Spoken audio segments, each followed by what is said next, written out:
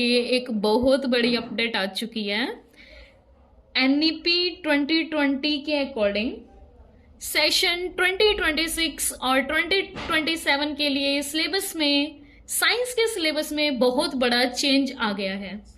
कुछ chapter delete कर दिए गए हैं, वहीं कुछ नए चैप्टर्स को मर्ज कर दिया गया है और कुछ इंटीग्रेट कर दिए गए हैं। कुछ चैप्टर के अंदर जो टॉपिक्स मर्ज किए हैं वो आपके क्लास 10th से लिए गए हैं। तो जो बच्चे 9th क्लास में होने वाले हैं या जिनके छोटे भाई बहन 9th क्लास में होने वाले हैं, ये वीडियो आपके लिए बहुत इंपॉर्टेंट है। एंड तक जुड़े रहें, सिलेबस की अपडेट ध्यान से सुने। नमस्ते एवरीवन, मैं हूं अंकिता, आप देख रहे हो केमिस्ट्री विद अंकिता। आज हम बात करेंगे क्लास 9th सिलेबस के जो चेंजेस आया है एनईपी 2020 के अकॉर्डिंग। सबसे पहले चेंज देख रहे हैं हम फिजिक्स के अंदर। फिजिक्स में पहले 5 चैप्टर थे और अब हो गए हैं 4 चैप्टर। कहने में 4 चैप्टर हुए हैं,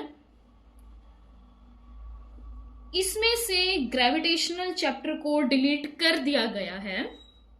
अब जिस बच्चे को ग्रेविटेशनल मुश्किल लगता था उसके लिए ये मजेदार पॉइंट हो गया, ठीक है। अब जो 4 चैप्टर फिजिक्स में है वो है मोशन, एज इट इज है, इसके अंदर कोई भी चेंज नहीं है। लॉज ऑफ मोशन जो पहले था वही अब है।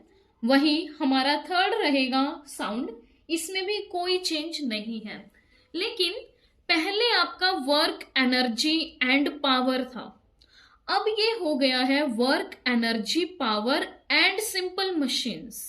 यानी इसके अंदर ऐड कर दिया गया है क्या? सिंपल मशीन, जिसके अंदर हम पढ़ेंगे पुले, इंक्लाइंड प्लेन एक्सेट्रा। ये कुछ +1 का बेसिक है। ये जो टॉपिक्स है ये +1 का बेसिक उठाया गया है। इसका मतलब जो सिलेबस है थोड़ा कॉन्साइज और थोड़ा सा कंसेप्ट बेस्ड बनाया गया है।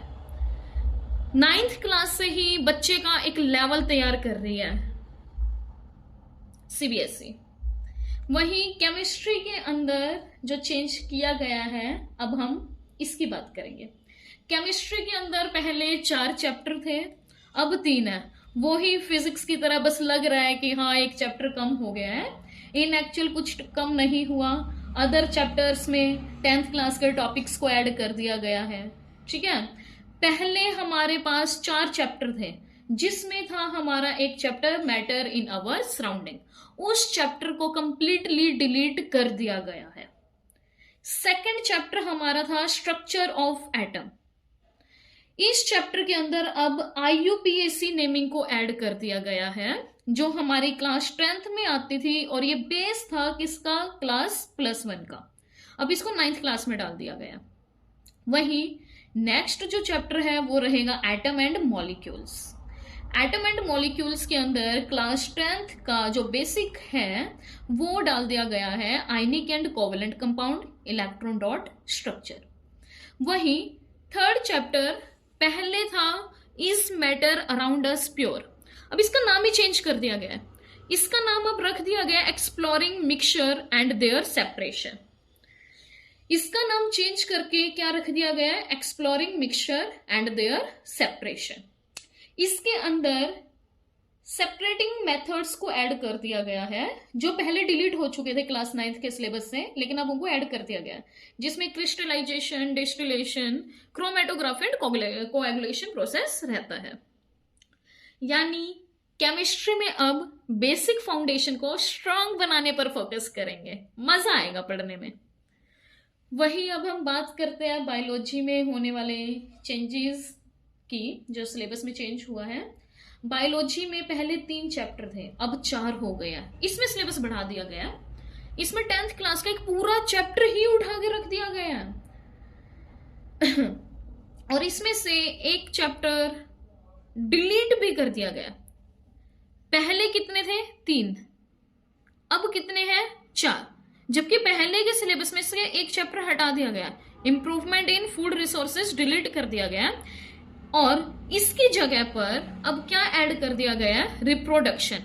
10th क्लास का एज इट इज चैप्टर उठा के 9th क्लास में रख दिया गया है, रिप्रोडक्शन। सेकंड हम पढ़ेंगे डाइवर्सिटी, वही थर्ड चैप्टर हम पढ़ेंगे cell and the unit of life. इसमें कुछ टॉपिक्स भी ऐड कर दिए गए हैं लाइक अ कैंसर, ठीक है। और वही हम पढ़ेंगे टिश्यू। टिश्यू में भी बाहर से इन टॉपिक्स को ऐड कर दिया गया है, यानी बायोलॉजी का सिलेबस बढ़ चुका है। अब इन तीनों के अलावा जो हमें पढ़नी है वो है हमारी अर्थ साइंस। इसको इंटीग्रेट कर दिया गया है हमारे साइंस में। इसके अंदर हम फिजिक्स, केमिस्ट्री, बायोलॉजी तीनों का ही मिक्सचर पढ़ेंगे,